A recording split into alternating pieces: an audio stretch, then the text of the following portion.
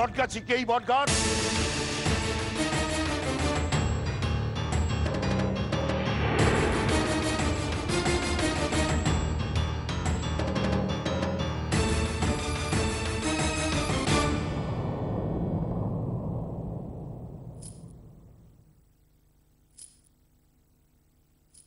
বলো বিশ্বেশ্বর, বলো সেই বটগাছ কি এই বটগাছ? হ্যাঁ বাবা, সেদিন ওই সিদ্ধ পুরুষের কথা শুনে বটগাছ আর আমার ছেলের নামকরণ করেছিলাম। আর ওই বটগাছ আর আমার ছেলের নাম এক, আর সেই কারণেই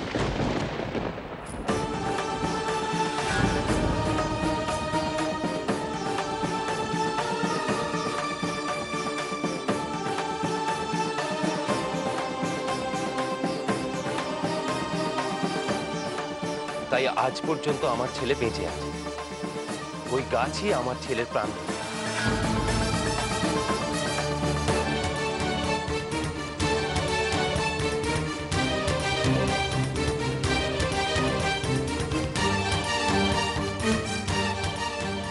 ওই বট গাছের আয়ু ধার করেই আমার ছেলে দীর্ঘায়ু হয়েছে, আজ বুঝতে পারছি।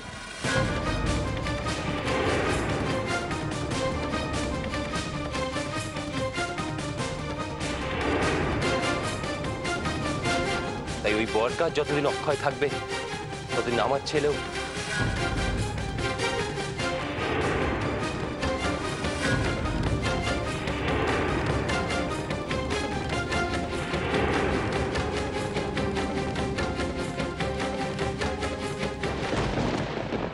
কি বলে বটগাছ যতদিন অক্ষয় থাকবে ততদিন বিবেকও? হ্যাঁ, আর আপনি ওই বট গাছে আগুন লাগাতে গেছিলেন। ভেবে দেখুন তো কি ক্ষতি আপনি করতে যাচ্ছিলেন। বট গাছই তোমরা ভেবো না গো, ওর কোনো ক্ষতি আমি হতে দেব না। ওকে আমি হিমালয়ের মতো আগলে রাখবো। বট গাছ কি ভেবো না, ওর কেউ কোনো ক্ষতি করতে পারবে না।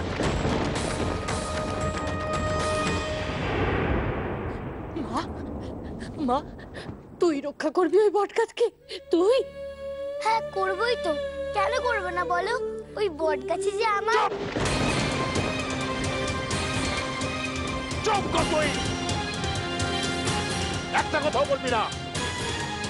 এতক্ষণ ধরে আড়ি পেতে আমাদের সব কথা শুনছিলিস তুই? আড়ি পেতে শুনতে যাবো কেন? আমি জানবো বলে এলাম যে গাছের গায়ে আগুন লাগতেই বিবেকের গায়ে আগুন লাগলো কেন? গাছের সঙ্গে বিবেকের কি সম্পর্ক বলো না গো, বলো না। তার মানে কোনো কথা শুনিসনি তুই? না গো, আমি তো এইমাত্র এলাম।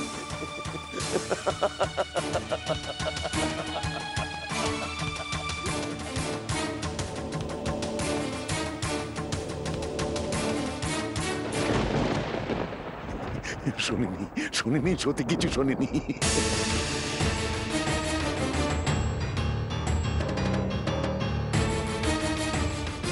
বলো না গো, বলো না। কি জানতে চাস তুই? না বিশ্বেশ্বর, না, কিচ্ছু বলবে না। বলতে দাও না গো, আমার বলে কত চিন্তা হচ্ছে। না, যা এখান থেকে, যা এখান থেকে তুই। কেন এমন করছো? একটা কথাই তো জানবো। না না না না, কোনো কথা জানতে হবে না তোকে। কাউকে নিয়ে যা, বের করে দে এখান থেকে। দয়া করুন, এইটুকুনি শিশুর ওপর এরকম অত্যাচার কেন করছেন? আমি ওকে বুঝিয়ে বলি। না নিরুপমা, না, তুমি ওকে কোনো কথা বোঝাতে যাবে না। আমি ওকে ভালো করে চিনি, ভালো কথা শোনার মানুষ তো নয়। কিন্তু বাবা, আমার তো তা মনে হয়নি। না বৌমা, না, তোমরা ওকে চেনো না তাই কথা বলছো। যা যা করতে যা, তো সোমনাথকে নিয়ে ব্যস্ত থাক। আর যদি না যাস তাহলে ও এখানে এলো কি করে? এই, তোদের কি প্রাণের মায়া নেই? যাও, বের করে দেবো।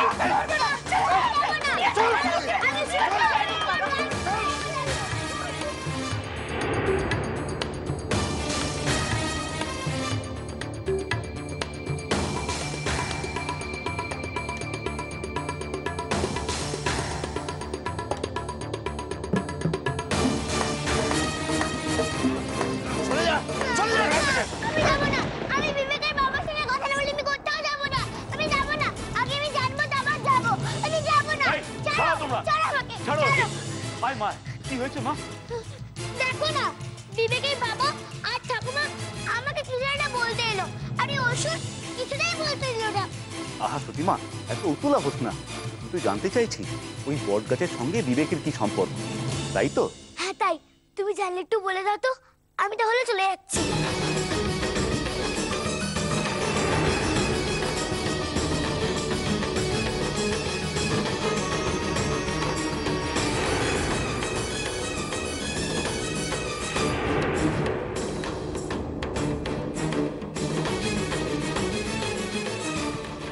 আমি জানলে কি তোকে আগে বলতাম না বল? তবে এটুকু বলতে পারি, এর মধ্যে মা দুর্গার নিশ্চয়ই কোনো একটা ইঙ্গিত আছে। সেটাই তো জানতে চাইছি গো, কি ইঙ্গিত আছে? এর জন্য এত উতলা হওয়ার কি আছে মা? মা দুর্গার যদি তোকে কিছু বলার থাকে, ও দেখবি ঠিক সময় তোকে বলবে। তবে আজ না হয় কাল তুই আসল সত্যটা ঠিক জানতে পারবি। কাল আমি জানতে পারবো? হয়তো পারবি। কাল মানে সূর্য ডুবে আবার উঠলে, তাই তো? বেশ, কাল সূর্য উঠলে আমি আবার আসবো। সতীমা, কাল মানে সূর্য ডুবে আবার উঠলে নয়। কাল মানে হলো ভবিষ্যৎকাল। ভবিষ্যৎকালই বলে দেবে বিবেকের সাথে সোমনাথের কি যোগাযোগ। তুই শুধু একটু ধৈর্য ধর।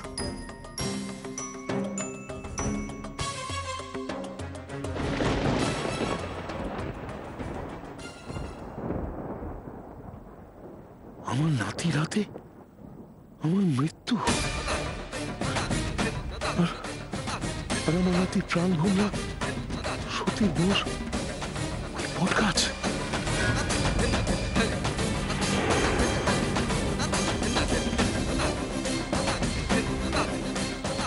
সত্যি ওই বট গাছ রক্ষা করবে? তার মানে তো সত্যি আমার বিবেকের রক্ষা কবচ।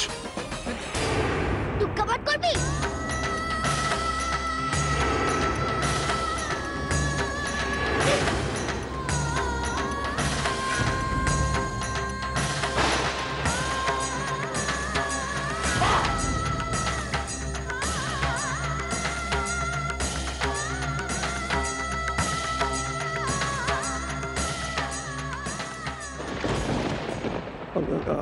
আমি এখন কি করব?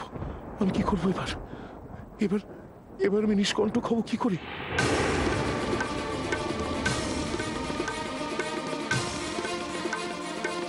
বিবেক বিবেক বেঁচে থাকা মানে তো বিবেক বেঁচে থাকা মানে তো আমার মৃত্যু। আমার মৃত্যু।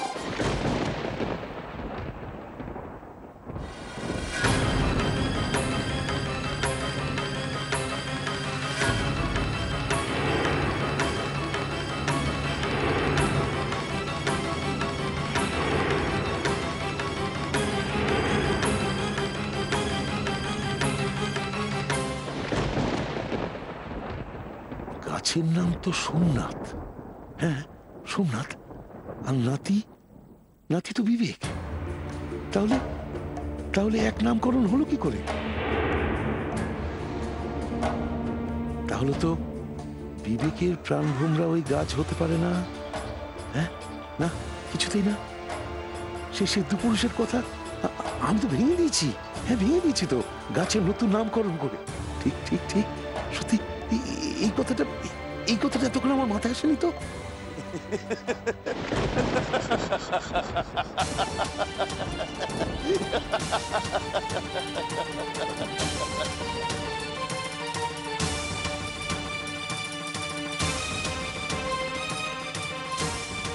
তোমরা গাছ আর বিবেকের এক নামকরণ করেছিলে, তাই না? হ্যাঁ। বিশেষজ্ঞ সিদ্ধ পুরুষ বলেছিলেন দুজনের নাম যতদিন এক থাকবে ততদিন ওই গাছই হবে বিবেকের প্রাণ ভোমরা, তাই তো? হ্যাঁ, সেই অনুসারে আমরা বিধি মেনেছিলাম, দুজনের এক নাম রেখেছিলাম। যাক, আজ থেকে আমি নিশ্চিন্ত হলাম। ওই মেয়েটি যেভাবে জোর দিয়ে বলল যে সে বটগাছকে রক্ষা করবে, আর আমি শুনেছি সে করেওছে। উনি তাতে আগুন লাগিয়ে দিয়েছিলেন, আর সে বৃষ্টি দিয়ে নিভিয়েছে। আমার ছেলেকে নিয়ে আমার আর কোনো চিন্তাই রইল না মা। আমার ছেলের রক্ষা এবার সত্যি করবে।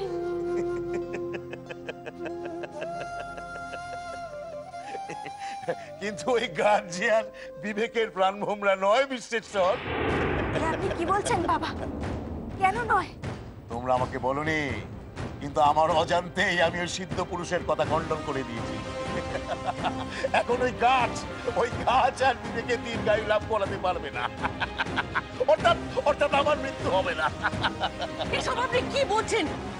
ওই সিদ্ধ পুরুষের কথা খণ্ডন মানে তো বিবেকের মৃত্যু। হ্যাঁ, তাই আমার মৃত্যু নয়, মৃত্যু বিবেকের। বিশ্বেশ্বর, পিতা আর পুত্রের মধ্যে যদি একজন বেঁচে থাকে সে হব আমি।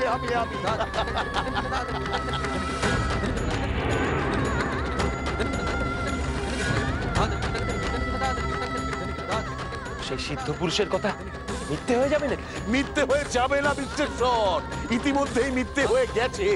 কারণ ওই বট গাছের নামকরণ করেছি আমি, নতুন নামকরণ।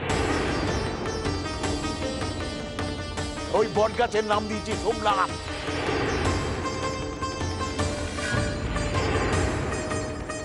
বট গাছের নাম তো সোমনাথ, আর তোমার ছেলের নাম তো বিবেক।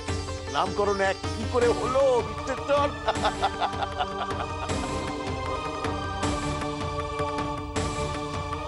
আপনি কি এই ভেবে আনন্দ পাচ্ছেন নাকি? আপনি তো একটুও বদলাননি। নিজের জীবন সুরক্ষিত হলো বলে আস্ফালন করছেন। খুব ভুল করছেন আপনি, ভুল করছেন। আমার বলতে কষ্ট হচ্ছে, তবু আমি বলছি, যাকে আপনি বিবেক বলে জানেন সে আসলে বিবেক নয়।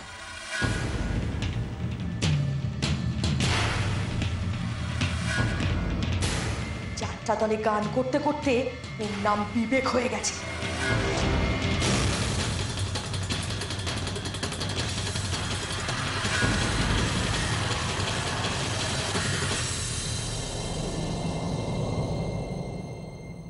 আমার বলতে কষ্ট হচ্ছে, তবু আমি বলছি, যাকে আপনি বিবেক বলে জানেন সে আসলে বিবেক নয়।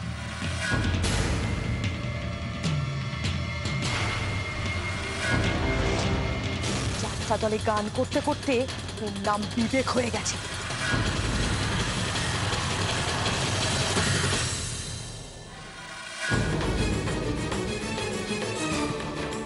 ওর আসল নাম কি? গাছের যা নাম তাই। আপনিও আপনার অজান্তে নিজের জীবন সুরক্ষিত করেননি বাবা। আপনি আমার ছেলের জীবনই সুরক্ষিত করেছেন আপনার নাতির জীবন।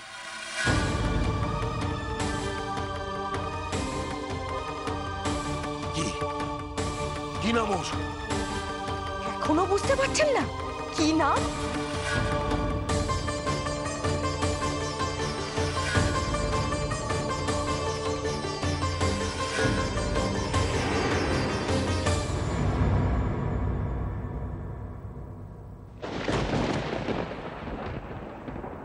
সোমনাথ।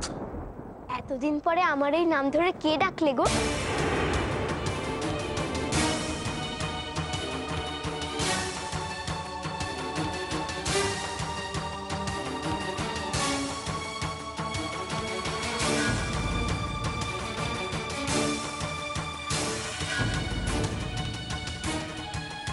এবার বুঝতে পেরেছেন বাবা, কেন গাছের গায়ে আগুন লাগতে সৌম্যর গায়ে আগুন লেগে গেল?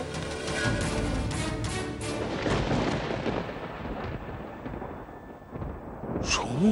হ্যাঁ গো, সবাই আমাকে আদর করে সমু বলেই ডাকে।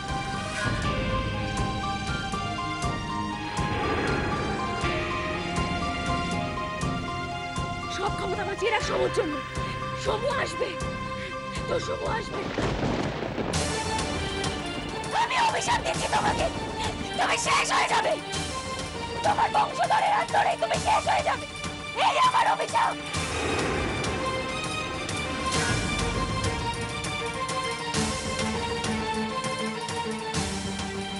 বট গাছ নিয়ে তোমরা ভেবো না গো, ওর কোনো ক্ষতি আমি হতে দেবো না। ওকে আমি হিমালয়ের মতো আগলে রাখবো।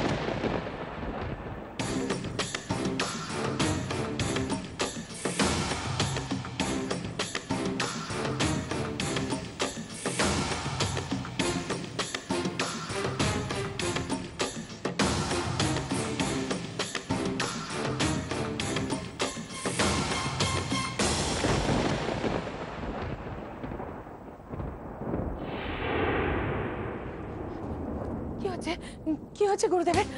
গুরুদেব, গুরুদেব, কি কি তা তো জানি না, হঠাৎ শুনলাম উনি অজ্ঞান হয়ে পড়ে গেছেন। অজ্ঞান হয়ে গেছেন? হ্যাঁ, তাহলে তার নিশ্চয়ই কোনো একটা কারণ আছে। কারণ আমরা জানি না। তাহলে ওরা, হ্যাঁ ওরা এমন কোনো কথা বলেছে যাতে গুরুদেব। ওরা কারা রানীমা? ওরা ওরা হলেন, যা যা যা, যার কথা বাড়াস না, গুরুদেবের জ্ঞান ফেরানো যায় সেই ব্যবস্থা করে। আগে কবিরাজকে খবর দেবো? হ্যাঁ, যাও গিয়ে কবিরাজকে খবর দাও।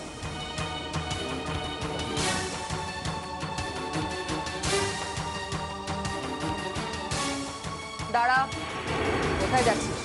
আগে উনি যে বললেন কবিরাজকে খবর দিতে। গুরুদেবের ভালো মন্দর ব্যাপারে কথা বলার উনি কে?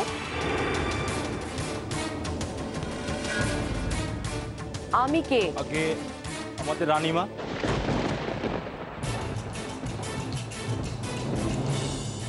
তাহলে আমি যা বলছি তাই হবে। যা তোরা এখান থেকে। গুরুদেবের জ্ঞান ফেরাবার জন্য যা করার আমি করব, আর কাউকে আমার দরকার নেই, আর অন্য কারো থাকারও এখানে কোনো প্রয়োজন নেই।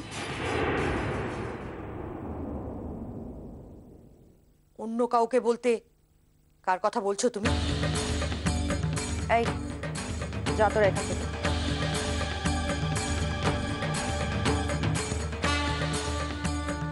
দয়া করে আমার কাজটা আমাকে করতে দিন।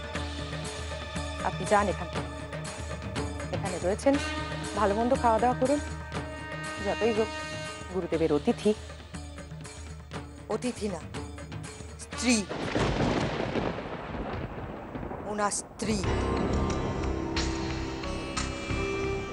আমি ওনার সাধন সঙ্গিনী, তাই ওনার একান্ত নিজস্ব ব্যাপারে আমি ছাড়া আর কারোর থাকার কোনো হুকুম নেই। সে আমি এখানে ছিলাম না। বেশ তো, গুরুদেবের জ্ঞান ফিরে আসতে দিন, দেখি উনি কি বলেন। উনি যদি নতুন করে হুকুম জারি করে বলেন যে আপনি ওনার কাছে আসতে পারবেন, তখন না হয় দেখা যাবে। আপাতত এই ঘরটা ফাঁকা করে দিলে একটু হাওয়া বাতাস খেলতে পারে।